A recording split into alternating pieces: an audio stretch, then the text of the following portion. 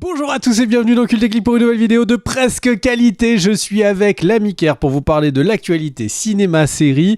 Et pour ça, Ker s'est mis sur son 31. Attention, vous allez en prendre plein la tête. Ker, montre-toi. Qu'est-ce que tu t'es fait beau pour nous aujourd'hui? Merci. Vous le voyez pas, toujours... mais il a un costume, il a un petit tuxedo là, le costume noir et tout, mais il est sous le pull. Il avait juste froid juste avant d'enregistrer. Il a le nœud pape et tout, mais ça ne se voit pas malheureusement. Alors c'est vraiment le moment que préfèrent les gens qui nous écoutent sur Spotify. Ça c'est indéniable. Et puisque tu parles de ma veste, sache qu'elle était contre un radiateur de là et que je viens de l'enfiler et qu'elle est bouillante et que c'est particulièrement plaisant. Juste, j'en profite pour dire que, parce que les gens sur Spotify ne le voient pas, on voit dans tes lunettes le reflet de ce que tu regardes. Et j'ai cru décerner, alors c'est à l'envers, donc fan only. Je sais pas sur quel site tu es. Là, si tu regardes bien, je suis sur Box Office Mojo. Très bien. Puisque nous allons bien évidemment parler de l'actualité série ciné du moment, elle est très chargée, nous allons faire 2 vidéos news. Et alors, mon cher Greg, c'est un immense plaisir, je dois le dire, de faire ces 2 vidéos news. Je sens que ça va être un kiff parce que l'actualité est folle. Et que faire des vidéos avec toi, news, c'est un plaisir inconditionnel. Mais que tu fais passer derrière les sujets en fait. Non, pas du tout. Quoi que je dise, ça ne va pas. On va partir tout de suite sur le point pognon. Et ce point pognon, les amis, il est huge. Oui, nous avons eu ce week-end la sortie de Zootopie avec donc 2. Le nouveau Disney, le Disney Animation de cette fin d'année. Alors globalement, si on regarde un petit peu cette année 2025 et si on revient en janvier, et notamment, il me semble qu'on l'avait fait en vidéo sur la chaîne, vous pourrez aller vérifier, il y avait 3 mastodontes, Lilo et Stitch, Zootopie 2 et donc Avatar, bien évidemment, le 3. Et puis il y avait des questions, comment allait se positionner bien évidemment Marvel cette année, avec notamment les 4 Fantastiques, comment allait fonctionner Superman du côté de DC. On a eu les réponses et on a la confirmation. Zootopie est bien le monstre que l'on imaginait, avec un démarrage de Maboul à travers le monde. Alors déjà, démarrage en France, il a signé le meilleur, il a signé le 2e meilleur démarrage en jour de sortie, donc le mercredi de l'année, derrière Lilo et Stitch. Sauf qu'en fait, il a terminé premier sur donc le mercredi, jeudi, vendredi, samedi, dimanche. Donc les 5 premiers jours d'exploitation. Il fait légèrement mieux que le premier, il fait mieux que Lilo et Stitch. Donc avec 1,7 million d'entrées en quelques jours, en une semaine. Zootopie 2 fait donc très fort. Et il a marqué les esprits, notamment ce week-end, avec une sortie en Chine qui est complètement dingue. Le film a rapporté en Chine, pour son premier jour d'exploitation, mon cher Greg, plus de 100 millions de dollars. Sur son premier week-end, il réalise un record, 268 millions de dollars, rien qu'en Chine. C'est énorme, le film a énormément plu. Il n'y avait que Avengers Endgame il a battu le record d'Avengers Endgame sur son jour de sortie et sur son premier week-end. Donc c'est du très très lourd. Et alors aux États-Unis, 158 millions de dollars sur son premier week-end. La Chine fait beaucoup mieux, ce qui montre le potentiel du marché chinois. Là, je pense que du côté de Disney et des autres, on est en train de se dire non, mais en fait, c'est la Chine qu'il faut viser. Et on peut les comprendre. Le film donc fait 158 millions de dollars sur son premier week-end. C'est complètement dingue. Et au niveau mondial, du coup, on rajoute un petit peu tous ces billets verts qui s'entassent et on arrive au total de 589 millions de dollars sur sa première semaine, on va dire, les petites semaines d'exploitation à travers le monde. C'est monstrueux, c'est le 4e plus gros démarrage de l'histoire, mon cher Greg, pour Zootopie 2. Donc dans des cinémas qui sont en crise, qui ont du mal à remplir les salles, l'arrivée de Zootopie fait un bien fou, vous vous doutez bien. Alors après, est-ce que le film est bon? Les critiques sont plutôt bonnes, hein. Moi je ne suis pas allé le voir, j'ai eu la flemme. Mais voilà, Zootopie 2 est un joli succès. Alors du côté des États-Unis, derrière, ça résiste bien pour Wicked for Good, donc le deuxième Wicked. Wicked partie 2, je crois qu'ils l'ont appelé en France. 269 millions de dollars au total aux US, 60 millions de dollars ce week-end avec un Zootopie en face. C'était très très sérieux. Wicked for Good, c'est presque 400 millions de dollars actuellement à travers le monde. Donc en fait, il est sorti avant Zootopie, mais il a fallu 3-4 jours à Zootopie pour dépasser Wicked for Good au total. Du côté de Insaisissable 3, c'est moins la forme, hein, il faut bien le reconnaître. 187 millions de dollars au total pour le film avec Jesse Eisenberg. Predator Badlands aux États-Unis, c'est 85 millions de dollars récoltés, c'est solide, c'est 174 millions de dollars et je vous reparlerai de Predator Badlands dans quelques secondes. Bref, Zootopie écrase tout et va dominer le box-office indéniablement jusqu'à la sortie d'Avatar, qui marquera un sérieux frein dans la carrière du film d'animation, sauf que arrivent les vacances d'été pas du tout, j'ai très envie mais non, les vacances donc d'hiver et de Noël, et donc Zootopie devrait encore remplir les salles dans cette période, et on va avoir donc 2 Disney qui vont véritablement écraser toute la concurrence. Mais on en avait parlé dans la vidéo de présentation de la fin d'année 2025, il y a potentiellement un film qui peut venir les embêter et qui sortira à Noël, qui est donc l'adaptation du bouquin La femme de ménage, avec donc Sydney Sweeney et Amanda Seyfried. Donc voilà, potentiellement 3 succès intéressants en cette fin d'année, 2 qui sont sûrs, Avatar et Zootopie. Et alors là, la question, mon cher Greg, c'est existe-t-il un monde, une dimension où Avatar 3 ne bat pas Zootopie 2? Bah, je pense que non. Eh ben, figure-toi que je pense tout pareil. Je pense qu'Avatar va s'essuyer les pieds sur Zootopie, mais Zootopie est un très sérieux candidat quand même. En tout cas, Zootopie devrait assez vite prendre la tête du box-office mondial, si on exclut, comme aiment le faire les Américains, le film chinois que je massacre à chaque fois que je le prononce, Nisa 2, qui, alors c'est marrant, parce que plus les semaines avancent, mon cher Greg, et plus son box-office global comptabilisé par les sites américains descend. Donc en fait, ils doivent aller vérifier. Ah non, ce billet-là, il l'a pas payé 5 $, il l'a payé 3,50, on enlève 1,50 au total. Enfin bref, ça me fait marrer. Mais là, en tout cas, pour l'instant, le plus gros succès de l'année est chinois. Et alors, ça sera cocasse si Avatar donc de James Cameron ne le dépasse pas, et c'est pas gagné, hein, parce que mine de rien, alors attendez, je vous trouve la page parce que elle est là devant moi, il y a 1,9 milliard récolté par Nisa 2. Lilo et Stitch est deuxième avec 1 milliard 0,37. Donc il est quand même très loin, donc il y a 900 millions de dollars quasiment d'écart. Et Minecraft est en dessous du milliard. On est sur une année, mon cher Greg, où potentiellement on aura donc 4 films milliardaires. Donc c'est plutôt correct, mais on est loin des années fastes comme 2019, bien évidemment, qui est pris comme référence absolue. Donc voilà, l'année de Avengers Endgame. J'en ai fini avec mon point pognon, mon cher Greg, et j'ai hâte de faire le point Predator Badlands juste après. À toi. Alors, du coup, je vais insérer 2 petites news. La première, c'est qu'il y a eu des premiers retours sur justement Avatar Fire and Ash. Il y a eu des premières projections aux États-Unis et les premiers retours sont excellents. Ce serait le meilleur film des 3. Alors attention, il faut prendre ça avec des pincettes comme la tête de Kerr le montre. Hein. Vraiment, il faut le prendre avec ce flegme picardien. Le truc, c'est qu'en fait, dans ces projections sont souvent profilés les gens qui sont invités pour que ce soit des personnes qui correspondent, sont déjà fans de la licence, ou des influenceurs qui sont déjà complètement acquis au sujet. Donc, des proches de James Cameron, voilà, des gens à qui il doit de l'argent. Des gens qui sont embauchés en temps partiel pour le 4e film, qui du coup sont vraiment super intéressés que le film marche.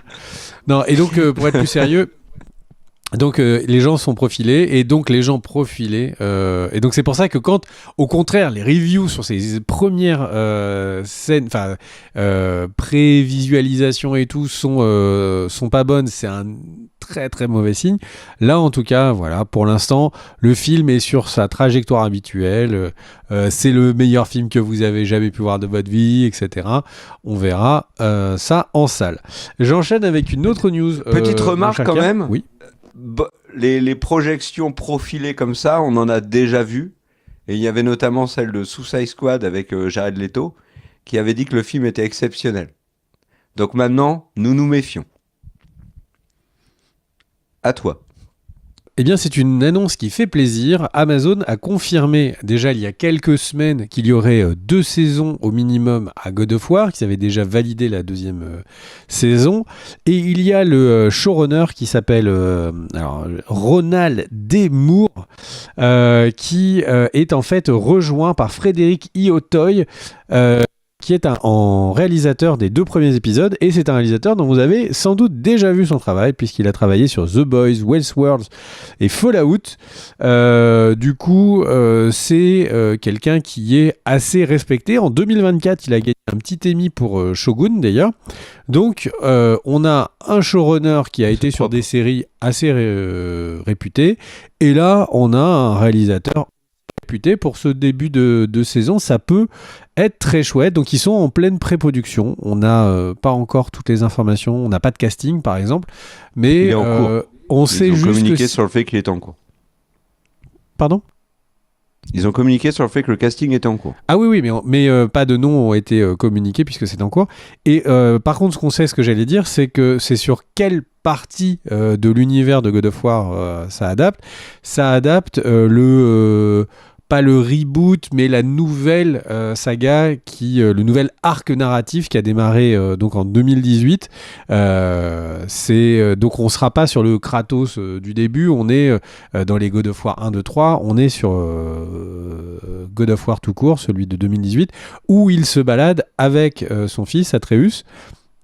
C'est un jeu qu'avec Kerr on avait extrêmement aimé, enfin vraiment c'était dans nos jeux préférés de l'année, un jeu qui était déjà très très très cinématique, où tout était fait en plan séquence. Je suis vraiment curieux de savoir s'ils vont essayer de refaire ça, parce que techniquement de faire des films en plan séquence, c'est déjà un enjeu et d'une difficulté qui est oufissime. Est-ce qu'ils vont faire une série entière en plan séquence ? Je sais pas, mais je pense qu'ils ont dû se poser la question, parce que c'est vraiment un des éléments les plus notables de ce premier God of War, enfin de ce redémarrage de licence de God of War en 2018, et l'histoire est assez chouette. Alors pour rappel sur le pitch, on a un dieu grec. Pour pas vous spoiler les 3 premiers jeux, on a un dieu grec qui est parti dans le nord et qui se retrouve du côté des Vikings, de Dunkerque. Du côté au-dessus de Dunkerque, au-dessus de chez toi. Et donc le truc c'est que vers Wascal, sa femme est décédée. Et elle lui a juste il sait que ses dernières volontés, c'était d'amener ses cendres quelque part, et donc il part en voyage initiatique avec son fils, avec qui il ne parle quasiment pas, pour aller déposer ses cendres. Vraiment, l'histoire est super forte. Moi, il y a vraiment plein de moments hyper chouettes. Il y a ces moments d'intimité entre eux, et puis il y a des moments vraiment de très très grande fantaisie. C'est vraiment une très grand combat. Oui, des très grands combats. Quand je dis fantasy, c'est parce que on y rencontre le serpent Ouroboros. Il y a le folklore du coup nordique qui est présent. S'il y a la thune, ça peut vraiment être incroyable. Ouais. Et en plus, ce qui est bien, c'est qu'il n'y a pas besoin, ce que je disais, c'est qu'il y a des moments intimes et il y a des moments qui ont des échelles énormes. Et si, dans une série, en termes de production, c'est très alléchant, parce que ça veut dire que tu sais que tu vas avoir 30-40 minutes où tu as juste les acteurs en décor, tu vois, en extérieur et en costume, et puis après, où c'est du dialogue, et après, tu vas avoir une scène où tu peux lâcher tout ton budget. Franchement, si Amazon est ambitieux sur cette série, ça peut être très très cool. Ce qui est très rassurant, c'est le fait que Sony a repris un peu la main sur le truc, puisqu'ils avaient au départ mis Raph Judkins, donc, qui est le showrunner de La Roue du Temps, sur le projet, qu'il avait écrit un scénario avec Hawk Oatsby et Mark Fergus, et que ce scénario a été retoqué, l'équipe a été remerciée, et ils sont repartis, comme tu l'as dit, sur Ronald D. Moore, qui est le papa de la série Outlander, qui a été un gros succès aussi, et une série pas destinée forcément au public que nous sommes, mon cher Greg, mais qui a très bien fonctionné. Et il a aussi travaillé sur For All Mankind pour Apple. Donc c'est un monsieur qui est, comme tu l'as dit, tout à fait respectable. Et tu as dit donc 2 saisons déjà confirmées, mais il y a déjà des rumeurs comme quoi Amazon aurait signé 4 saisons, mais rien n'a été officialisé. Donc très hâte de voir ce que va donner God of War.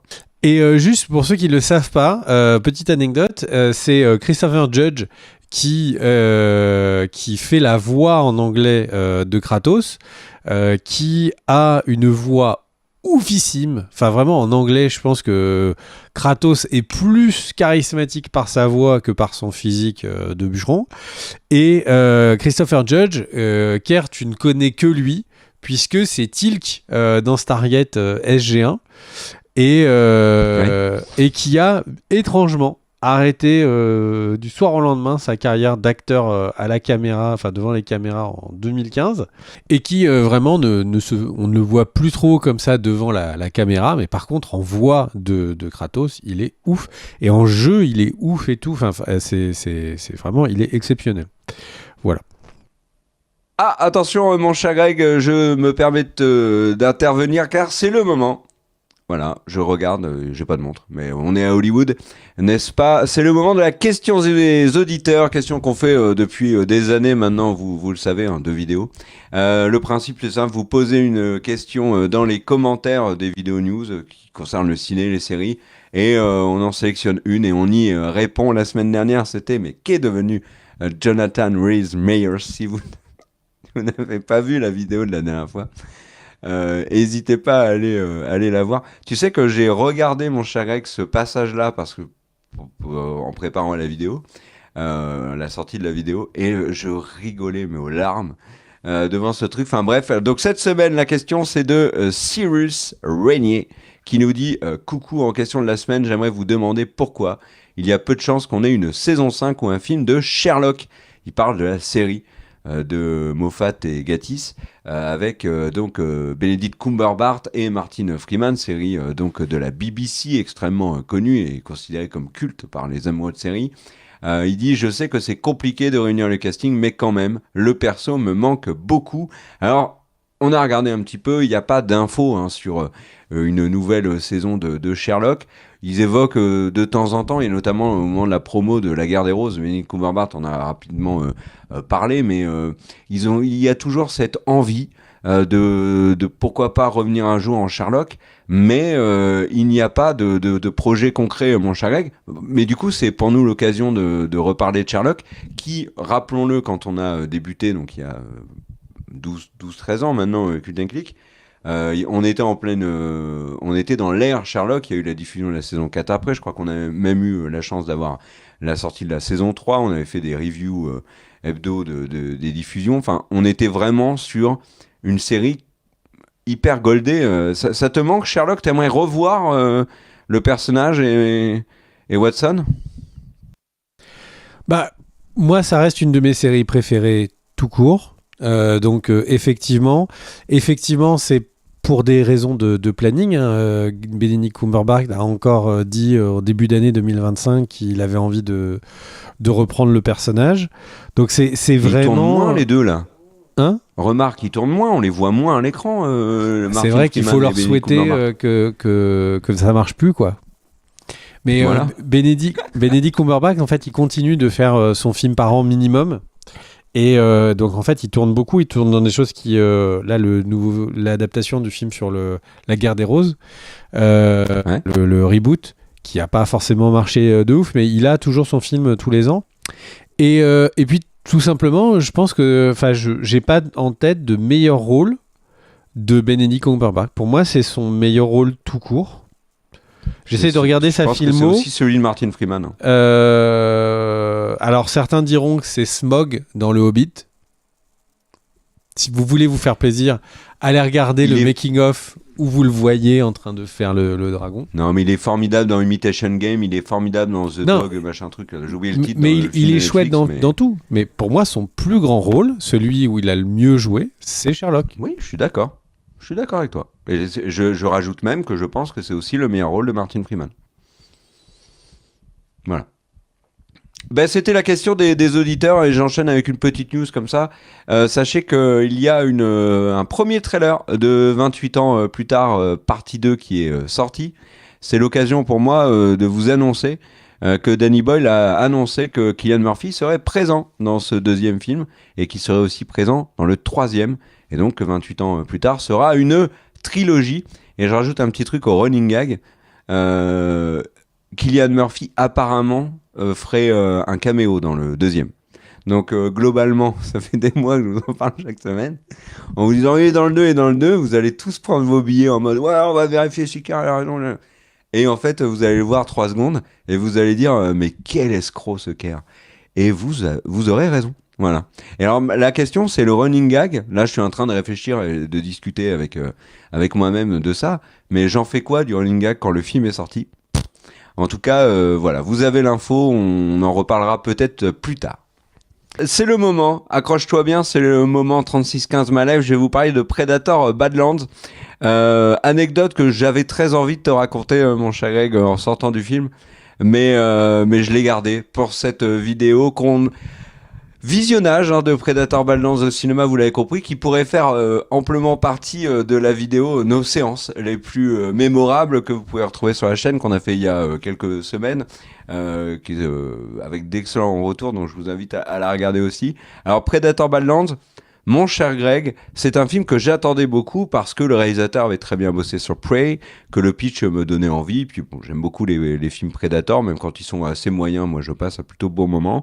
Donc ce Predator Badlands, j'attendais, j'ai sauté sur le trailer, j'ai beaucoup aimé tout ce qui était visuel, enfin bref, je l'attendais. Et pour ceux qui l'ont compris, je suis impliqué dans un cinéma associatif, donc j'ai surveillé la programmation, histoire d'être sûr qu'il y ait Predator Badlands, c'est bon, on assure, on l'a, tout va bien. Et donc mon cher Greg, je m'organise pour aller voir le film, les possibilités font qu'il n'y a qu'un seul jour où je peux aller le voir, c'est le jour de mon anniversaire, donc on s'organise avec les enfants, avec les cadeaux, etc. Je vais voir mon Predator Badlands, tout va bien, je m'installe, le film commence, ça me plaît, je me dis, je vais passer un chouette moment. Et je ne me rappelle plus rien après, je me suis réveillé à 20 minutes de la fin du film, mon cher Greg. Et bien évidemment, je ne comprenais plus rien. Je suis sorti dépité en disant, désolé, je me suis endormi, tant pis. Je le verrai plus tard. Et je suis sorti du cinéma, je rigolais parce que c'était tellement improbable. Donc voilà, et alors, maintenant que je vous ai raconté ça, mon cher Greg, bien évidemment, je vais donc vous faire la critique de Predator Badlands. Non, bien évidemment, non. Mais c'était, au final, tu vois, je ne l'oublierai pas, ce Predator Badlands. Bien meilleur que... Il m'a laissé un souvenir bien meilleur que je n'aurais pu l'imaginer. Voilà. Petite news, là, j'enchaîne. Avec Fallout saison 2 qui débarque, vous le savez, c'est mi-décembre. Et on a les dates et on a la confirmation de ce que Amazon avait déjà dit. C'est que ça va être une diffusion tout à fait différente de la première saison. Saison 1 de Fallout, ils avaient balancé tous les épisodes d'un coup. Et ben cette fois, les amis, il va falloir prendre votre mal en patience si vous n'aimez pas ce format. Mais moi, ça ne me dérange pas du tout. On part sur un format hebdomadaire. Et vous allez voir qu'on va s'amuser avec les dates et les plus 7, puisque le premier épisode sera diffusé le 17 décembre, le deuxième, oui, le 24 décembre, très bien, le troisième, le 31 décembre. On partira ensuite sur le 7 janvier, le 14 janvier, oui, vous l'avez, très bien, bravo, le 21 janvier, le 28 janvier. Attention, petit piège pour le final. Le nombre de jours en janvier est limité. On partira donc sur un final le 4 février, mon cher Greg, pour la saison 2 de Fallout. Je pense que cette diffusion de manière hebdo devrait permettre à la série d'avoir une visibilité plus longue. Et ça, c'est plutôt cool. Et elle ira se frotter à la diffusion de la nouvelle série Game of Thrones, A Night of the Seven Kingdoms, dont vous pouvez, au moment où vous regardez cette vidéo, mais pas nous, parce qu'on l'enregistrera avant, regarder le trailer de cette nouvelle série HBO, donc nouveau spin-off de GOT. Et puisque je parle de spin-off de GOT, petite news balancée en scred. Matt Smith, bien évidemment, Daemon Targaryen, House of the Dragon, mais pas que, hein, il y a Doctor Who et plein d'autres choses qu'a fait Matt Smith. Il a aussi joué dans Morbius, mais il aimerait qu'on ne le répète pas trop. Accessoirement, je le trouvais plutôt bien dans le film. On l'a vu aussi dans le film de Ryan Gosling, dont j'ai complètement... Lost River, je le trouvais excellent dans ce film. Matt Smith, il fait partie de la shortlist, mon cher Greg, pour jouer Brainiac, dans le nouveau Superman qui s'appelle Man of Tomorrow de James Gunn. Autre nom qui revient souvent, celui, et ça va te faire plaisir parce que c'est un acteur qu'on adore, Sam Rockwell. Tu penses quoi, Matt Smith, Sam Rockwell en Brainiac? Est-ce que Matt Smith s'est pas mis dans tous les postes de méchants ces derniers temps? En tout cas, je l'entends dans les castings de tout le monde. Ce qui est sûr, c'est que j'imagine plus Matt Smith que Sam Rockwell. Je vois plus Brainiac en vraiment personne hyper intelligente que comme un danseur. Parce que Sam Rockwell est avant tout un danseur, il faut le rappeler. Ceux qui ne savent pas de quoi je parle, allez regarder les vidéos de Sam Rockwell qui danse. Oui, mais il danse mieux qu'il il ne danse mieux qu'il ne joue. Ça a beau être un bon acteur, il danse mieux. Comment tu... Non mais attends, tu n'en penses pas un mot. Sam Rockwell, vous le faites jouer n'importe quoi, il est excellent. Mais je pense qu'il danse très bien, et c'est pour ça que ça m'amuse de dire cette phrase. Mais il joue très bien, mais il danse encore mieux. Oui, à toi. On découvre les talents de danseur de Sam Rockwell. À toi. Alors, moi je voulais parler de tendance. Alors je voulais parler d'une tendance. Il y a une explosion aux États-Unis. Alors, les hand spinners. De quoi? C'est tendance, les hand spinners. C'est génial, c'est un truc que tu prends dans tes mains, regarde, et tu fais tourner comme ça. Ah ouais, mais toi, tu connais c'est trop bien, ça vient d'arriver en Picardie, c'est génial. Ouais. Nous, on fait tourner ça et en écoutant la tectonique, c'est trop cool. C'est les tendances d'il y a 25 ans, Pierre. Quand on était enfant, et quand j'arrête, je vais jouer au POG. Nos parents faisaient des blagues sur le fait que c'était désuet. Oui, je sais. Ok, donc excuse-moi. Donc, alors, je n'ai pas de stats en France, donc je ne sais pas à quel point c'est fort en France. Vous allez peut-être m'apprendre qu'il y a un univers entier que je ne connais pas en France, mais aux États-Unis et dans plusieurs pays, à la fois en Asie et en Amérique latine, il y a une tendance forte qui est en train d'apparaître sur les réseaux sociaux et un nouveau type de format qui commence à gagner de plus en plus en visibilité. C'est les microdramas, mon cher Kerr. Qu'est-ce que c'est? Ce sont des séries de dramas, comme ma grand-mère regardait Les Feux de l'amour, Santa Barbara, tous ces trucs-là. Et Amour, gloire et beauté. Amour, gloire et beauté. Là, on est tous en train d'essayer de les chercher. Dallas. Ouais. Ah, tu vois, on a les rêves. Jonathan et Jennifer. L'amour du risque. Ah ouais, t'en as plus que moi. Mais ouais, c'est ça. Dynasty. Toi, tu t'es ennuyé pendant ton enfance. Côte Ouest, tanana. Ouais. Voilà.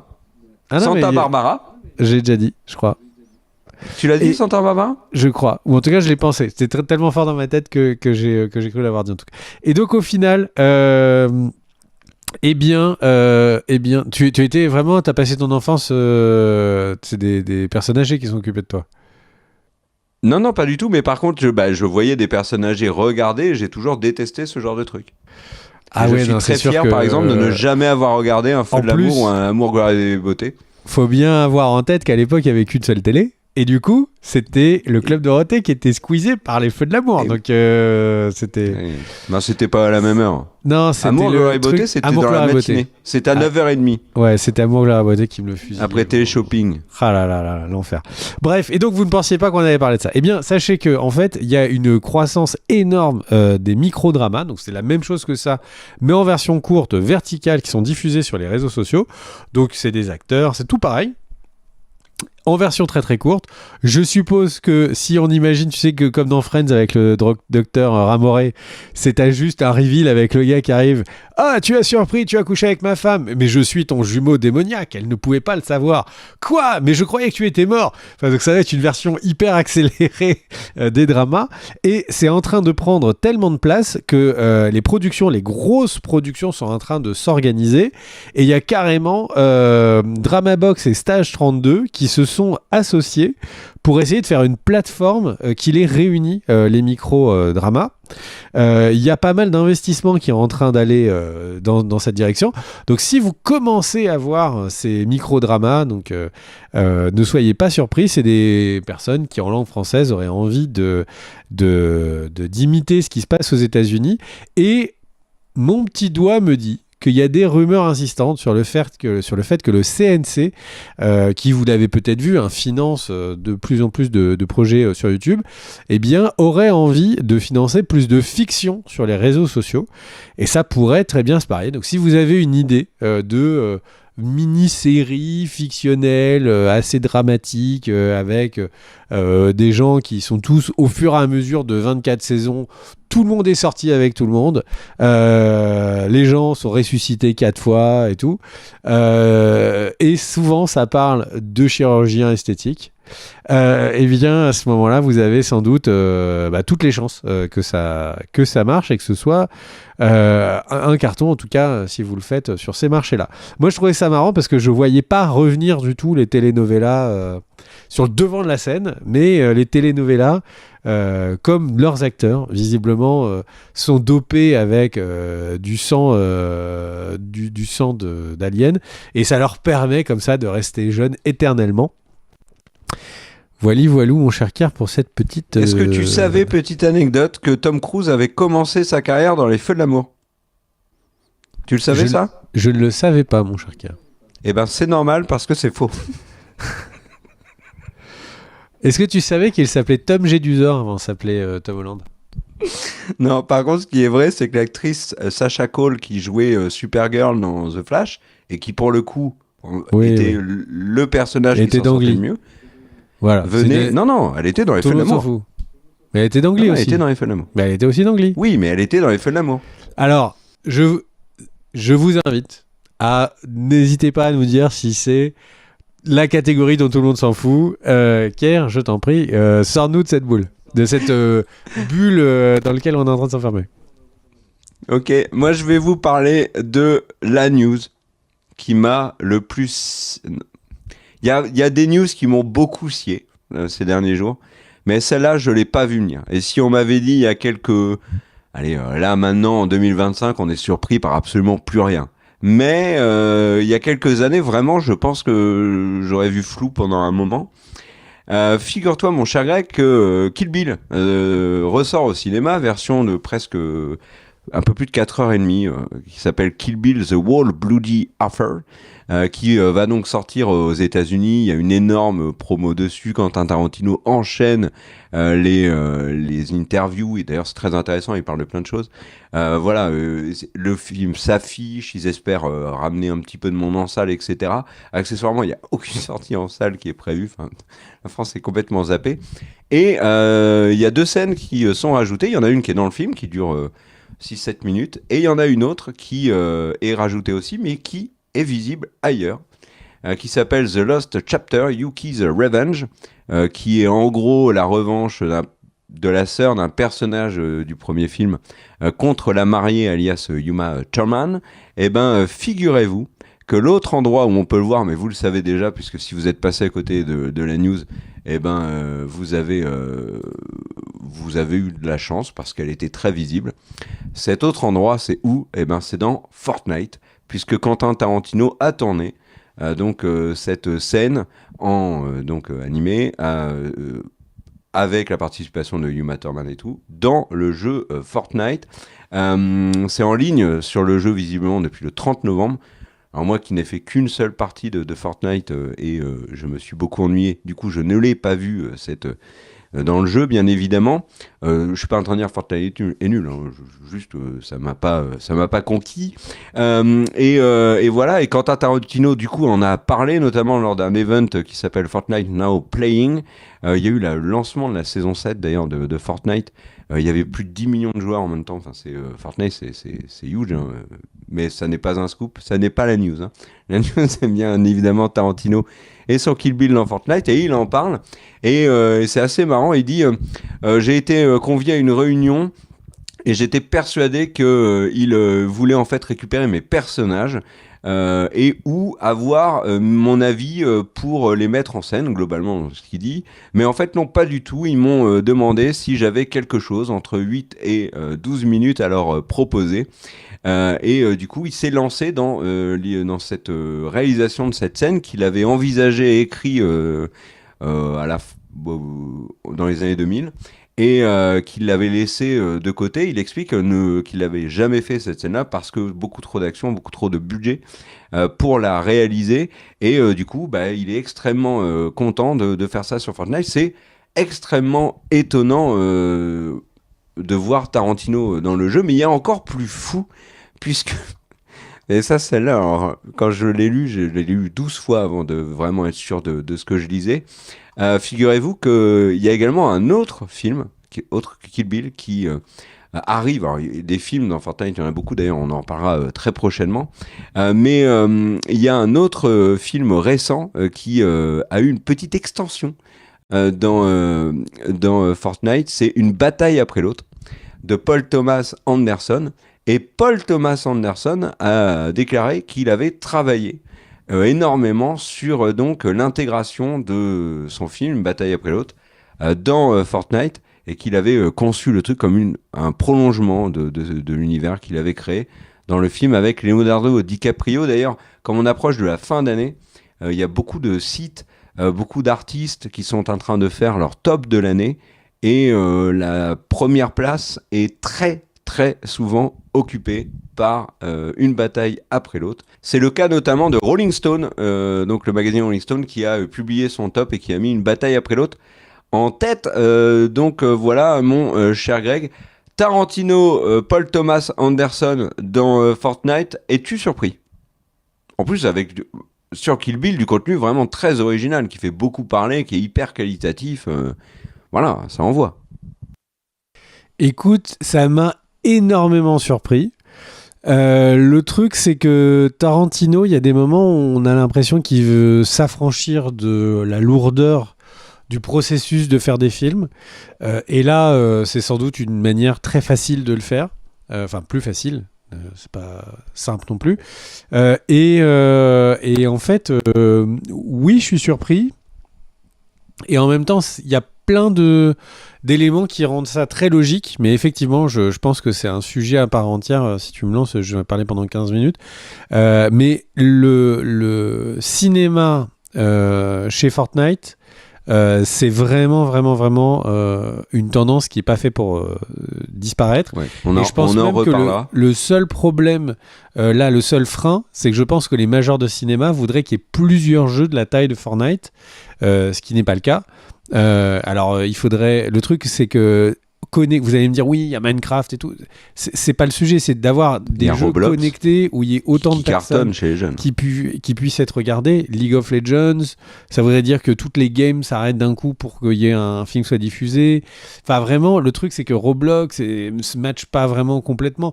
Donc, il y a vraiment Fortnite, et en plus avec son... Il y a des grosses collabs, Call of et cinéma. Tu vois, là, sur le seul que j'ai fait, c'était le dernier Black Ops. Il y avait Ballerina, par exemple. Tu peux pas dire dans Call of, là vous arrêtez, la map au bout, il y a un concert.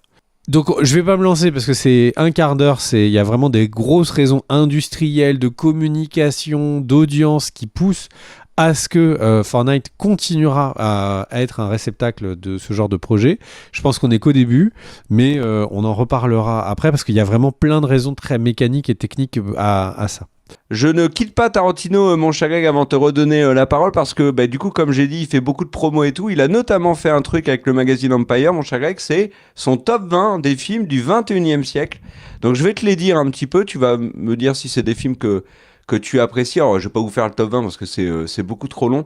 Dans les trucs que j'ai beaucoup aimé, c'est voir par exemple The Devil Rejects de Rob Zombie à la 16e place, film que j'avais adoré aussi. Je suis sidéré de voir Jackass the Movie à la 13e place. Il y a le vrai Battle Royale à la 11e place, donc le film japonais, c'est quand même classe. On a un Woody Allen à la 10e place qui est Midnight in Paris, donc Minuit à Paris, qui est un film que j'adore. Shaun of the Dead à la 9e place.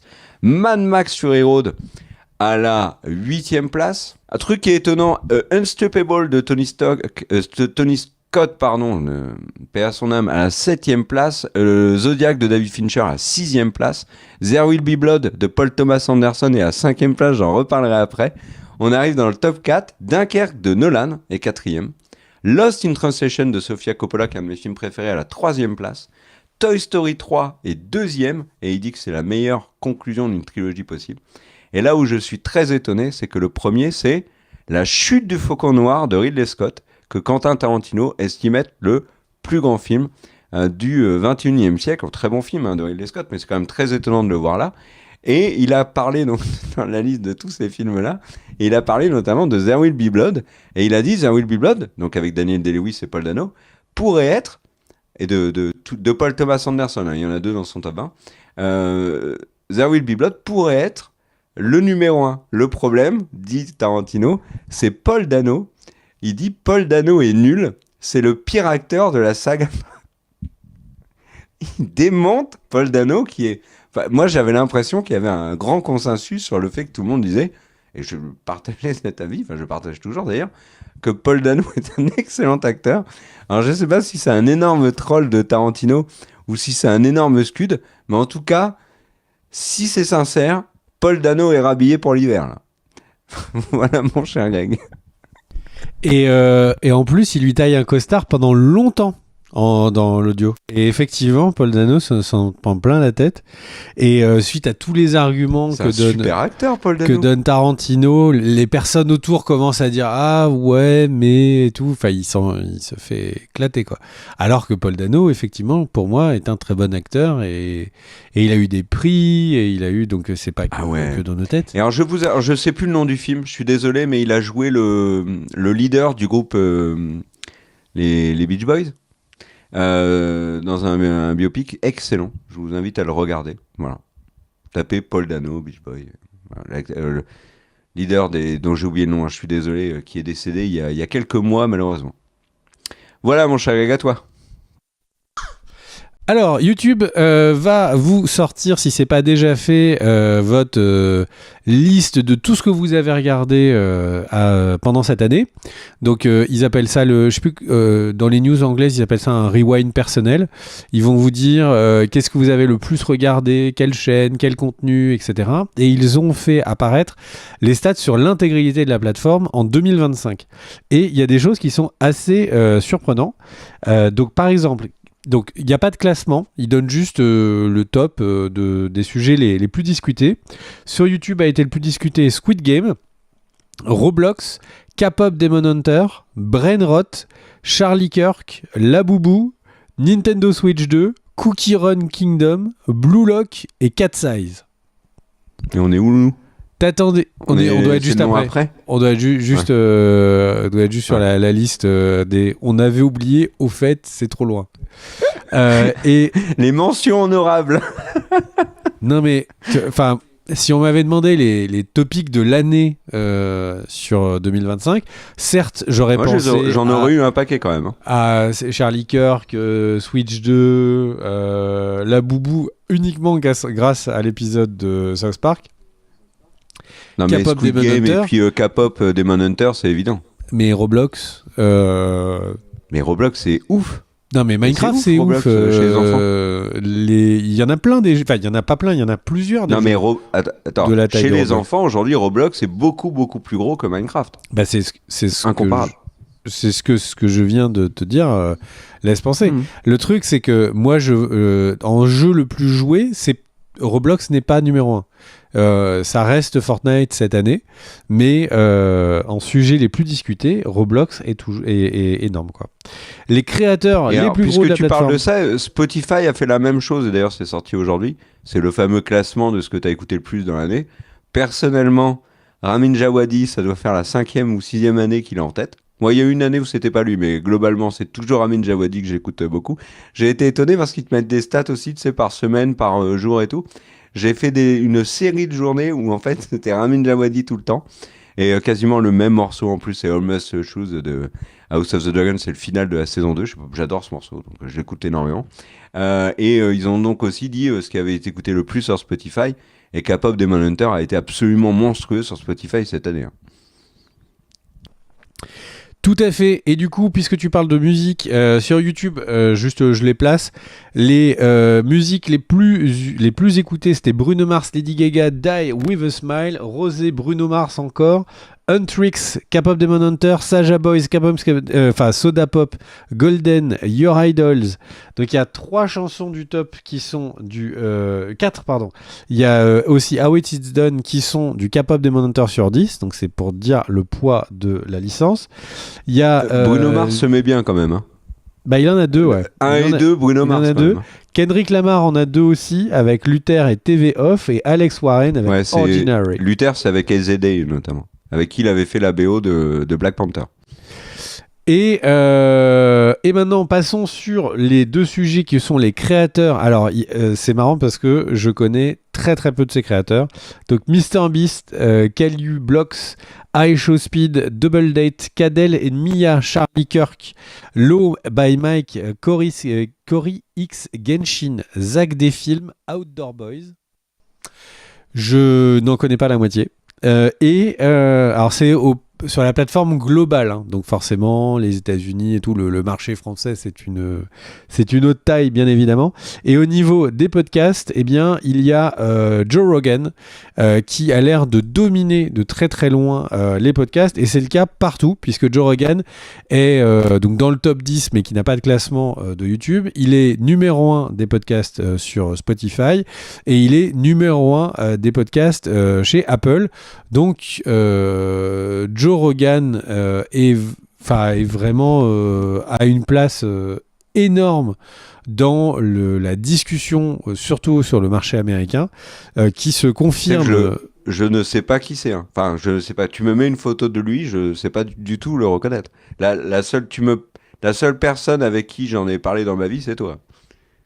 Une fois, on en a parlé. C'est en anglais, donc il faut être anglophone pour connaître. Mais du coup, ce qui est fou, c'est le phénomène culturel que c'est, quoi.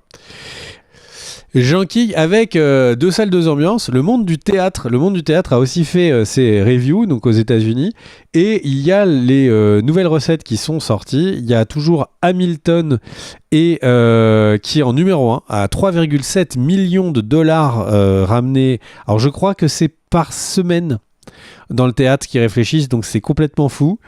Il y a Harry Potter et l'enfant maudit qui est arrivé pour la première fois en 2e place avec 2,97 millions de dollars amenés par semaine. Non mais c'est une dinguerie. C'est énorme. Tu as Wicked en 3. Tu permets, je rebondis sur Hamilton quand même. Je trouve ça bien pour Hamilton. Vas-y. Parce qu'il fait une très mauvaise saison avec Ferrari, donc savoir que ça marche bien au théâtre pour lui, c'est vraiment cool. Très bien. Encore une référence de foot qu'on comprend rien. C'est pas une... Là, j'ai eu le rire de Car qui bug. Donc il y a Wicked en 3 et il y a 4 Chess et 5 Lion King.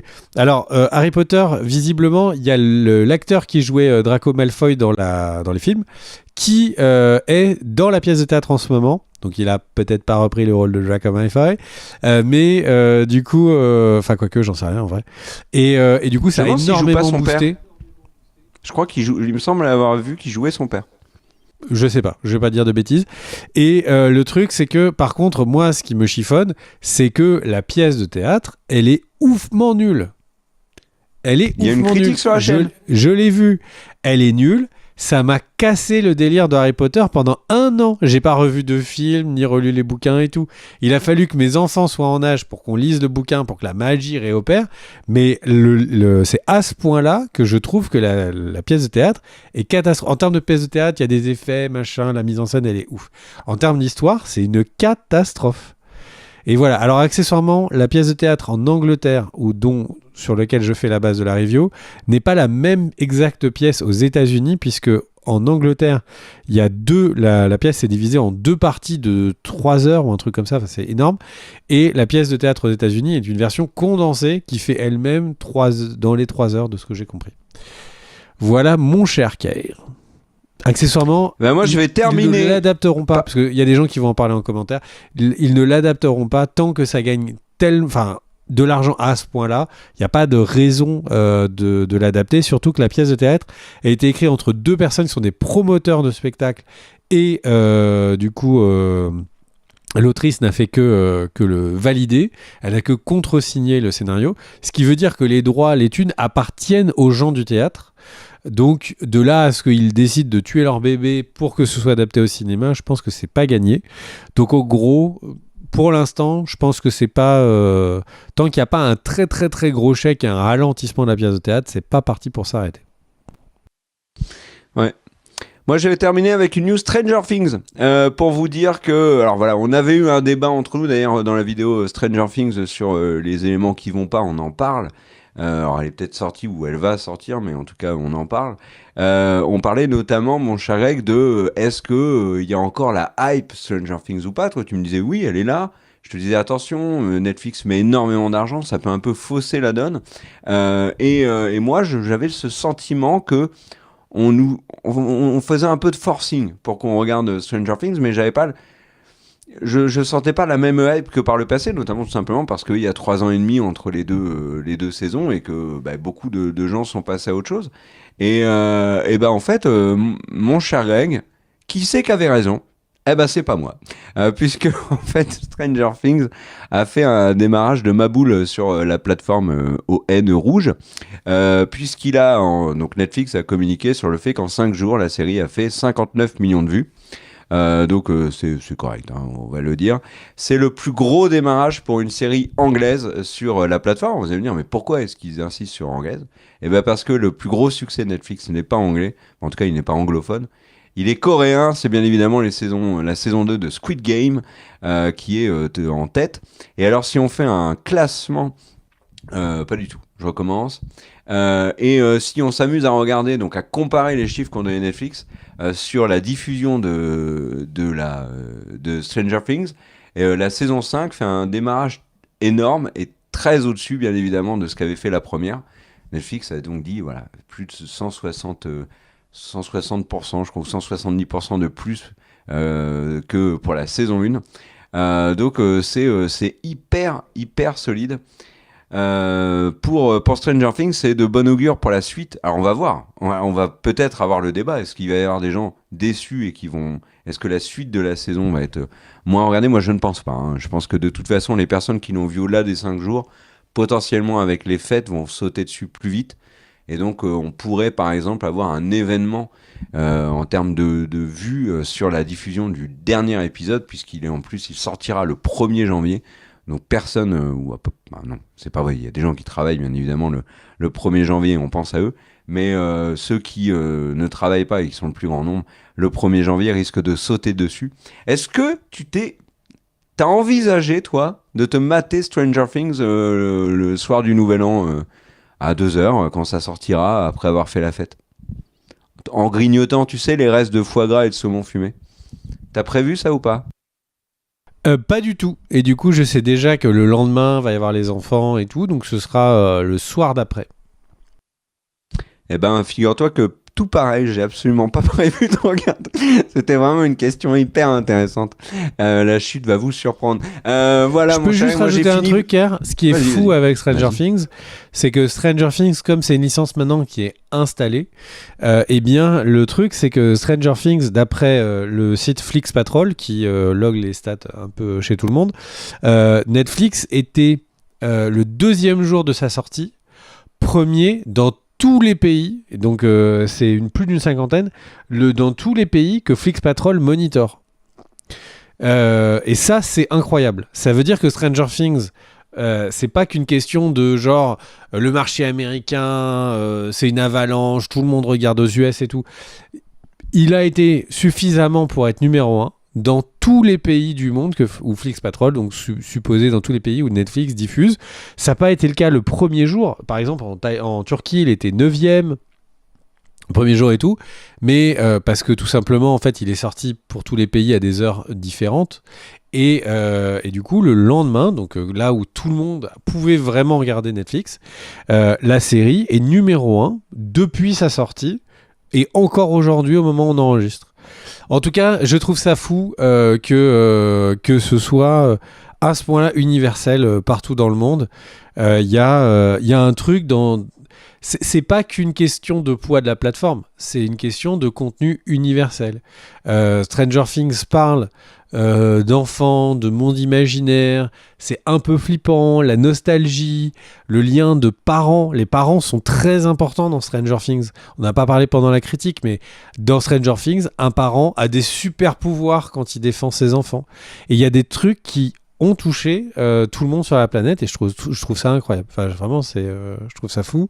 Et ça montre le talent des Duffer Brothers. Voilà, merci à tous d'avoir regardé cette vidéo. Merci à tous ceux qui vont mettre des commentaires. N'hésitez pas à poser des questions hein, si vous voulez qu'on y réponde dans les prochaines vidéos, bien évidemment. Merci à tous ceux qui vont mettre le boost. Hein. Apparemment, c'est très utile pour aider la chaîne. Le pouce vers le haut. Si vous avez envie d'être abonné, faites-le. En plus, c'est gratuit. Et puis, si vous êtes abonné, mais vous trouvez que vous n'avez pas les vidéos dans vos notifs, il faut appuyer sur la petite cloche. Ça va vous aider à les voir, puis ça va aider bien évidemment la chaîne. Et puis on remercie du fond du cœur les tipeurs, sans qui on ne pourrait pas faire tout ça. Donc voilà, on vous dit à tous et à toutes une bonne fin de journée. Ciao.